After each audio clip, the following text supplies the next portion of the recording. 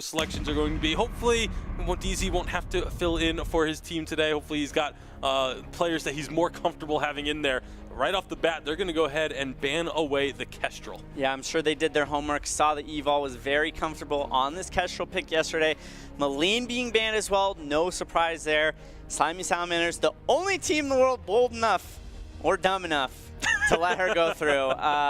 Definitely going to be re-looking at that one for sure. Vision Gaming, quick to grab up the Celeste. Rogue answers just as quickly with the Sam and the Idris. Yeah, very quick picks for both of these teams, knowing what they want to get out of this draft. Tony going to come right away as well for Vision. So again, both teams knowing what they want and executing on it immediately as far as the draft is concerned. I definitely think that Rogue is in a very good spot here because both Lyra and Churnwalker are still on the board. Rogue's going to get one of them. That's definitely a hero that their captain is very proficient on.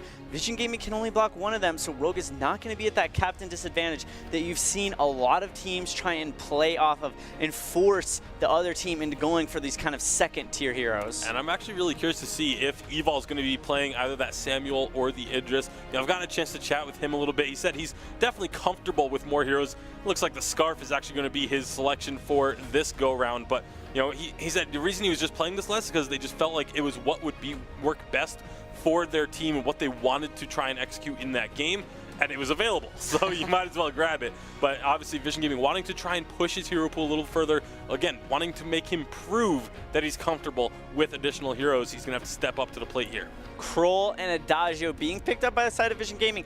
That is actually really good stuff because Rogue, they have no front line right now. It is 3 backline squishy mages. If they play it that way, we might be a weapon power Idris. We'll see.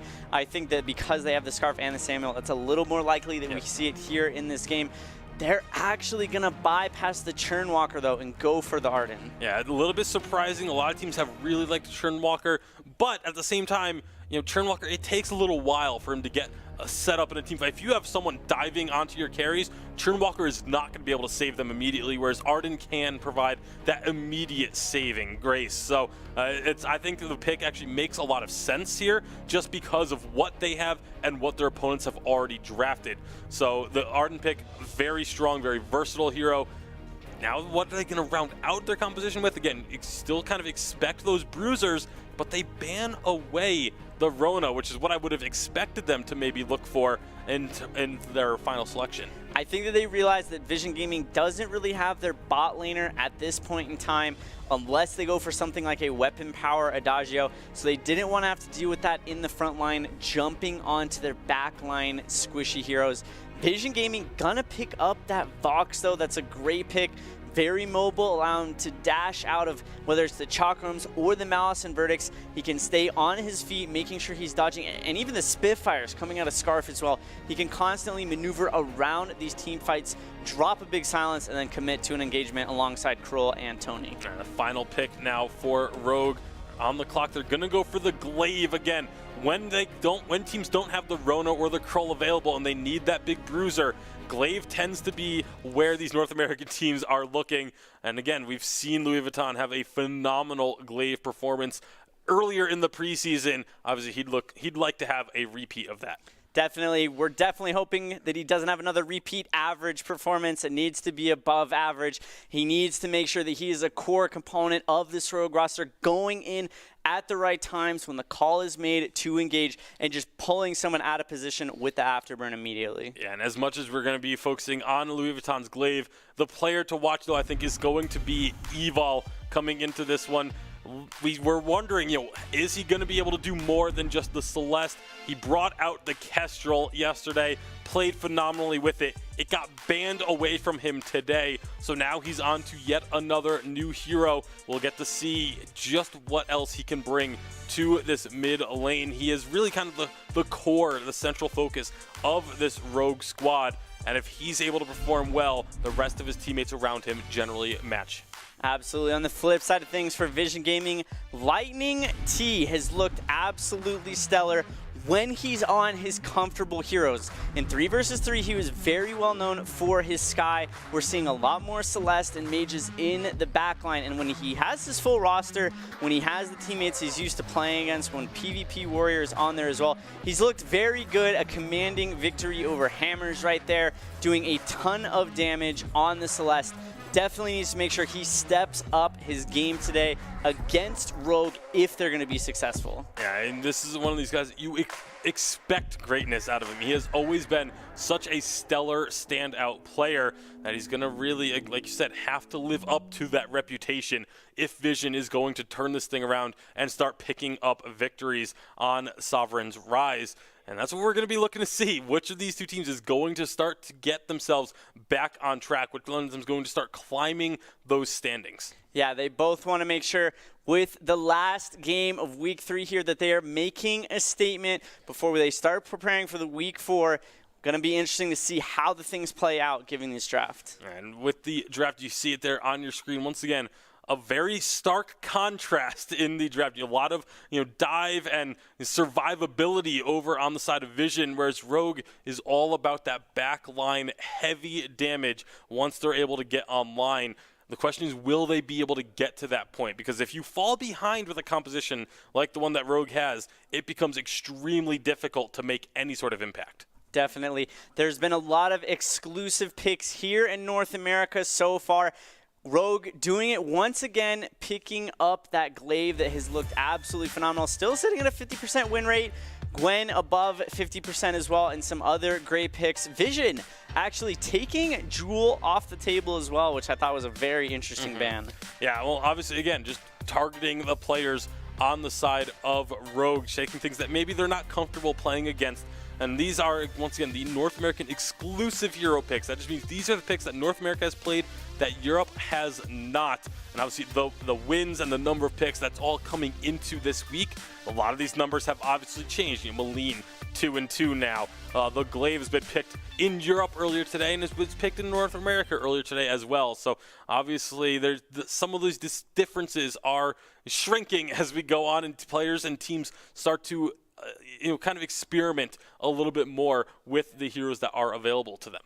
Absolutely. I know that both these teams, they need to get back on track. They need to make sure that they have decisive and concise shot calling, executing as a team. The macro play and the team play is so much higher now on the Sovereign's Rise compared to the Halcyon Fold. If your team is not playing as a cohesive unit, it is very easy to punish. The split second someone gets caught out of position, they're punished for it. Yeah, absolutely. And so as we wait for the players to get themselves ready to get on the Sovereign's Rise, just a reminder, you can get involved with us on social media. You can check out our Instagram account at Vainglory Esport. Get involved there. Get involved on Twitter, or you can also go ahead and get yourself involved just in the Twitch chat. We like to see the community feedback. We like to showcase some of what you guys have, and maybe you too can let it be known that you think Flash X is sexy.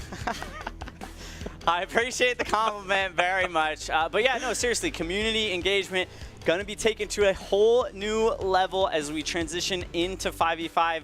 You guys have an opportunity to get your fan art on the page, your Twitch chat, post things on Instagram, tag #VPL. There's a lot of opportunities for you guys to get involved there. Very excited with the new direction that things are going. Yeah, the fan art is actually one of my favorite things to see. Mostly because I'm awful at art, so seeing what some of these some of the community members are able to create has been absolutely phenomenal. And so we're going to take another look at some of this Maline fan art that you guys have created. And once again, a big shout out to those of you that went through not just the time and the effort, but just the work and the practice to be able to make these happen.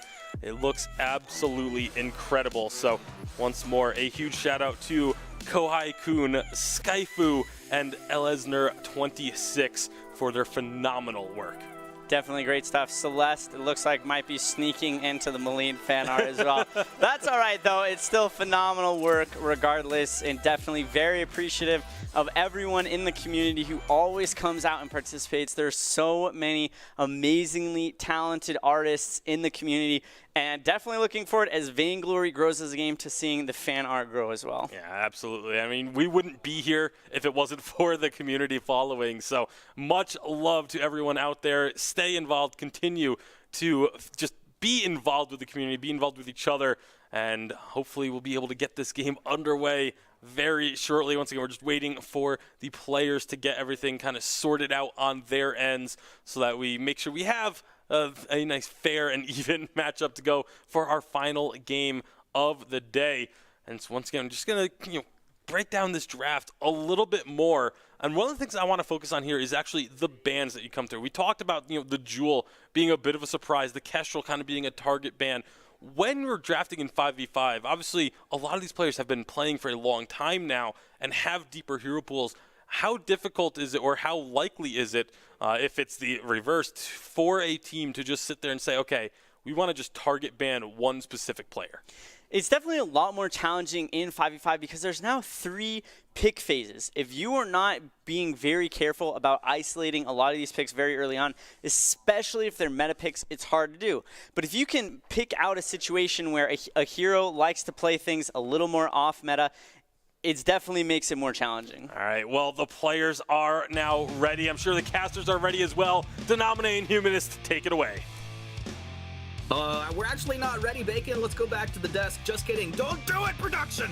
We are in the game. I'm ready. I'm here with Nom Noms himself. We got Vision Gaming going up against Rogue. This is going to be a spicy little best of one. I hope you guys are ready. Yeah, definitely will. And we do have Marto stepping in for Jason on the side of Rogue. A little bit of an engage starting there early and vulnerable on the Kroll with the beautiful Samurai Kroll skin, picking off a bit of damage on Sibs, who's going to be looking to play the Jungle Idris this game. Jungle Idris coming out of Sibs. How does that... It feels like he's going to get bullied out of the jungle by this Kroll. If Kroll knows where he is, if they're in the same vicinity at all, that Kroll should be dumping on him early.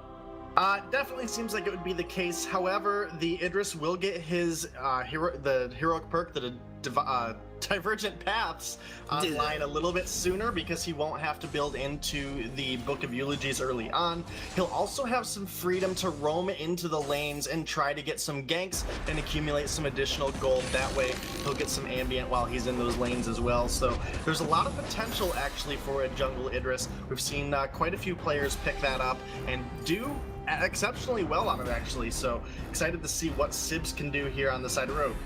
I'm excited to see what he can do as well. For right now, it's going to be Sibs and Louis Vuitton making a little rotation through the jungle. Evo getting lit up in mid here. He's going to be stunned up and taken on down. Nice kill going the way of Vision to start things off here. Yeah, absolutely. Good play from Lightning T there. Once upon a time, one of my favorite laners. Glad to see him coming back into the lane here on this Celeste. Celeste also one of his signature heroes from back in the day, so expect some big things out of this guy today. But Louis Vuitton on the side of Rogue, we've seen him with some absolutely outstanding performances on this Glaive. He's going to be in the top lane and going to be matching up against the Adagio Neon Fire. So we'll have to see if Glaive can capitalize on any of those ganks. Adagio doesn't have any way to escape those ganks just due to his lack of mobility. So a lot of potential for Glaive to set things up, but we have to see these rotations and effective rotations come out of Sibs to do so. Well, speaking of rotations, Marto, the North American god himself, making a rotation, taking a whole bunch of damage there. Sibs, little shock from out of the brush, Dead Man's Rush on forward and vulnerable. He's got to be careful making that forward movement like that when he has no way out himself. In fact, Sibs is going to go ahead and chase him down. Sibs has a weapon buff. Chakram's going to connect. Basic attacks start to come on through. The healing flask popped. Invulnerable continues to run. Look at him run. Who can run like Invulnerable can? A jump forward and shot step, but Sibs is stunned up. Dude, did you play yourself? No, Marto's there. I'll give him a little Vanguard. I like the trade back and forth here. Pool jumps back in. Pool, what are you doing? That's not where you wanted to go. But it's all calculated. Evo not gonna connect on that Spitfire, potentially dodged out, potentially a miss. We'll never really know unless we get to interview these players someday, Denominate. Yeah, it's Probably just a little bit of a miss there. It happens, you know, skill shots, you can't land every single one. I do think Invulnerable used the Spectral Smite a little bit too soon when he engaged onto Sibs. He didn't get the maximum amount of healing, nor did he get the maximum amount of damage. And we know Kroll gets lifesteal based on each one of those stacks. So I think there was some potential for them to pick up that return kill onto Sibs, who has his 5 crystal bits. He has the Divergent Path unlocked, and he's now going to have those ranged attacks. Looking at the side of Rogue, they are going very crystal heavy with Evol, Jesus, and Evol. So, or Evol, Jesus, and Sibs. So I'd expect to see some shield come out early. Yes, I mean, Evol's just so good. I had to say him twice. Yeah, Evil, and Evil. Yeah, I think he'd do pretty well there. Now, Pool looking to teleport out. It's going to be canceled up by Marto as he drops down towards the bottom lane. Jesus having a lot of pressure down here. Sibs even backing him up as well. Maybe getting him into that position where he can just port back or make some rotation somewhere else. He doesn't actually need to port, so that was a stupid statement, but he does need to have a little pressure relieved. Yeah, a little bit. When you're up against PvP Warrior on Vox in the lane, you definitely want as much help from your team as you can, because we've seen PvP Warrior in the past on this hero basically 1v5 a couple fights, so we'll have to see how he pulls it together this one. He's got a level advantage over Jesus right now, so that is going to be important as this game moves on. Samuel's Oblivion is going to come online a little bit after the wait for it, and that silence coming out of Vox can be absolutely devastating to a team. You know, if you line it up correctly and timely enough, you can silence the whole enemy team. It can feel really powerful. It can also feel just like it's useless at times, but we'll see how that's going to play out. It's never useless. You can always at least still apply resonance with it. I mean, not if you throw it behind you. Well, I mean, that's unfortunate, but you're correct. Hopefully I didn't curse him. Look at a 2-man silence to nominate the Prophet, calling it. They couldn't do anything with that silence coming on through. Now Pull, look for the trash talk. He's gonna go ahead and pull them back. He pulls him on back. He's memeing his own name. Jesus can do nothing to save his ally here as Marto gets put on down, and very clean rotations coming out of Vision Gaming. Yeah, absolutely. Now PvP Warrior, he is looking to get a little bit of damage onto this turret. Jesus does not have the Oblivion yet, but he's got some Malice and Verdicts onto the heels of PvP Warrior. Don't think a kill's gonna come of it, but we'll have to see. Dude, PvP will never die to a Samuel, but Ghost Swing, get him! Ghost Swing almost took him out. That was pretty funny. That would have been actually hilarious. It would have been pretty awesome for Jesus there if Ghostwing would have finished off that kill, as the Samuel would have been the one to pick that one up. But now he's just gonna have to return to farming. See the Samurai coming down though. Lightning D taking a lot of damage. He does find the stun onto Marto, the Helio as well. The Vanguard should keep him alive. I'd love to see a hero that can actually control the dragons. That's what I'm talking about. Next up, Neon fires the self buff into the first. Oh, get a kill! He's gonna find a stun on Sibs as well. Evo would have. Oh man, I want to cuss right now. He would have got wrecked as well. Neon, dude, I'm loving this Adagio early on here, making it happen, man. Yeah, Adagio can apply a lot of pressure thanks to the Stormcrown. He's able to effectively farm his wave, but you cannot disregard the fact that if he gets that self-heal and that damage buff, he will absolutely shred targets apart, even without any crystal power to back it up. So very effective early game build. In the later stages, he's not going to be very damage heavy, but he will be very, very tanky, almost like a second support. And all of that bonus health that Adagio builds over the course of this game will also improve the healing on his Gift of Fire. So we will have to see what the Adagio is able to do to ideally keep his carries alive. Couple ults burned there that were unnecessary for that kill onto Samuel, but completely necessary. I mean, it secured them this turret, so in the end, that Solar Storm... That Jesus is never gonna mess around again, because he remembers his corpse falling to the ground and then 2 ultimates flying over the top of him, so he's like, I actually can't do anything anymore, team. Yeah, it definitely feels like the case as Vision Gaming, they're just pushing into the armory, and now they need to get away from Jesus here. Do they? Ideally. He got level 8 Lightning D, the Celeste, he's also got the Crystal buff. He's in a good place right now. They got the Ghost Wing buff as well. These guys are incredibly strong, and I think it's a little deceptive also having Neon Fire on their team, because he can just drop a heal onto his team as well. They're pretty tanky. Yeah, again, with the additional bonus health, Neonfire actually can heal quite a bit, but with Vision Gaming being so close to the base of Rogue there, it would have been too risky for them to push a little bit too far forward. They were low on health and had primarily squishy target there on the front line at Celeste. They would have had to be careful about the afterburn coming out of Glaive in the base. It would have been only a short distance for Glaive to run. Yeah, but right now, they are completely on the back foot. That's going to be the T1 turret going down. Evil taking a lot of damage as well.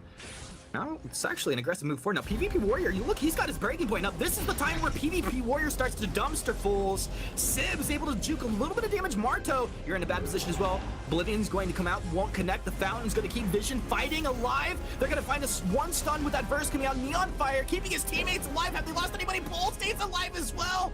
That perk keeping him alive. Unbelievable. Evil drops from the base. PvP, I don't know what he's doing. Dancing around the wall. You deserve it, bud. Do the Macarena for all I care. Vision Gaming putting on a performance here. Yeah, PvP was pretty close to picking up that kill onto Jesus, just wasn't able to find that last hit, and now here comes Louis Vuitton. There's the Glaive you warned us about, Denominate, so fear. Yeah, not a huge impact from the Glaive there, but Vision Gaming respect his potential and are trying to get out. Oh, Louis Vuitton picks up the kill onto PvP, who is recalling taking a sip of water, figuring he was safe. It's mobile gaming, bro. Yeah, you can drink water and you can go to the bathroom, you can do whatever you want. You can't port and take your hands off of your device. And it looked to be the case. He saw the Glaive coming, the first hit came, and there was no movement, and then it was just all Glaive from there. Well, I guess if the people stand still, there's easy comebacks on the table here. For the side of Rogue. Now, you know, kind of joking around a little bit. Rogue, they're on the back foot. They have the tools to turn this around, to put this together, but it's definitely a tough position to be in right now. As 5, Rogue kind of flexing their positioning down in this bottom lane. They might be looking for a turret, but Ghost Wing as well on the table. But not before Vision Gaming starts to rotate around the backside. They'll get the turret, but invulnerable into position. Look for the Kroll to get onto key targets. He's on to Jesus. Correct me if I'm wrong. Burst comes on a 3-man stun. Adagio, what a hero. Solar Storm's gonna clip Louis Vuitton. They've taken 3 down. Glaive has an afterburn coming up in 1 second. Get it. Oh, he got it just the tip right there. Jesus continues to drift back in that dark. Invulnerable. Shadows empower him as he'll chase on forward. He'll be able to take that Glaive on down, and Jesus is just a matter of time before you go down 2, bud. In fact, 1 second before his allies respawn. That's gonna be the ace. Vision Gaming in their base. Feeling good, man. Yeah, absolutely. Vision playing out of their minds right now. PvP Warrior, level 9 here on this Vox, is gonna have to dash over the wall here. You got this.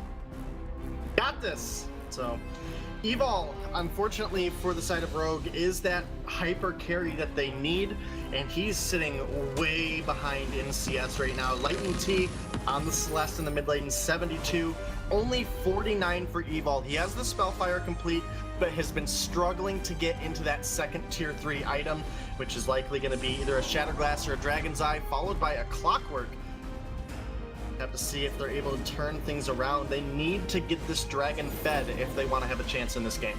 I just love the way Vision's playing this game. Like, strategically, their draft makes a lot of sense, but the way they're actually executing on it is really a thing of beauty. The Celeste is pumping out so much damage right now. It's a huge threat. You have to avoid the damage coming out there. In fact, Solar Storm's just, look at 60%, 75% of Evil's health, more than 80%, 90% of his health with 1 Solar Storm.